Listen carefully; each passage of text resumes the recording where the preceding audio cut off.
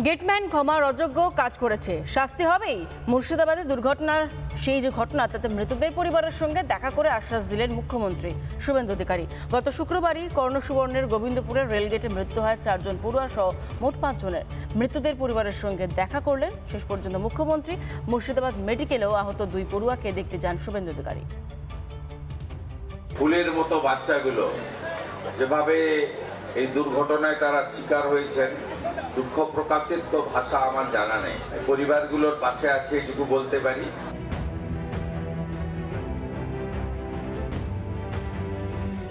দুর্ঘটনায় 4 শিশুর মৃত্যুর ঘটনা। গত 17 জুলাইয়ের ঘটনায় আরও এক ব্যক্তির প্রাণ যায়। মৃতদের পরিবারের পাশে দাঁড়াতে মুর্শিদাবাদে মুখ্যমন্ত্রী শুভেন্দু অধিকারী দেখা করলেন গোবিন্দপুর রেলগেটে মৃত পড়ুয়াদের পরিবারের সঙ্গে।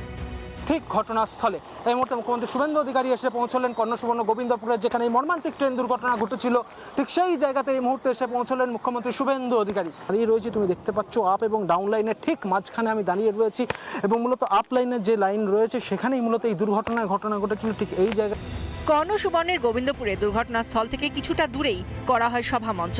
সেখানেই মৃতদের পরিবারের সঙ্গে দেখা করেন মুখ্যমন্ত্রী। ওই গেটম্যান, তার চূড়ান্ত শাস্তি হবে আইনের মধ্যে।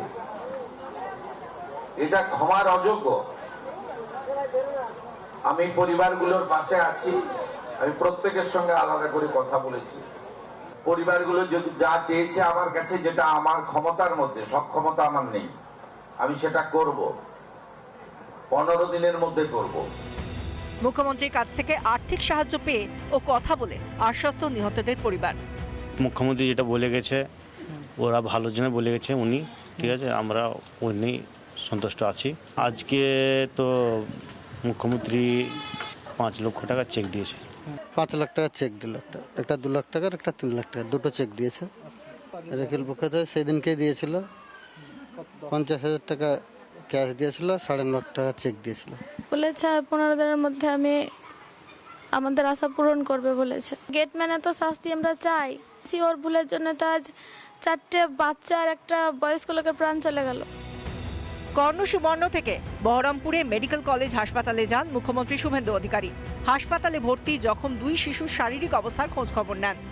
মুর্শিদাবাদ মেডিকেল কলেজ হাসপাতালে প্রবেশ করলেন শুভেন্দু অধিকারী মুখ্যমন্ত্রী। তিনি ইতিমধ্যে গোবিন্দপুরে গিয়েছিলেন এবং গোবিন্দপুর থেকে সেখানে সেই এলাকা পরিদর্শন করেন এবং পাশাপাশি সেই দুস্থ যারা মৃত পরিবার আছে তাদের সাথে কথা বলেন। এবং আউট অফ ডেঞ্জার আছে, কিন্তু ফ্র্যাকচার আছে, এখানে তো ট্রিটমেন্ট চলবে। পুলিশকে বলা হয়েছে এই যার জন্য এত বড় ঘটনা ঘটলো, এটা তো কমপ্লিটলি হিউম্যান এরর, ইরেসপন্সিবিলিটি কাজ করেছে। আমরা ব্যবস্থা নিচ্ছি। 7 সকালে স্কুল, বন্ধুদের সঙ্গে খুনসুটি। সেই স্কুলে যাওয়ার পথেই সব শেষ, আর বাড়ি ফিরল না 4 একরত্তি। তাদের পরিবারের পাশে মুখ্যমন্ত্রী। রিপাবলিক বাংলা। নানা ধরনের কন্টেন্ট দেখার জন্য লাইক করুন, শেয়ার করুন আমাদের ফেসবুক পেজ, সাবস্ক্রাইব করুন আমাদের ইউটিউব চ্যানেল। পাশাপাশি অন্যান্য ব্রেকিং নিউজের জন্য অবশ্যই চোখ রাখুন রিপাবলিক বাংলায়।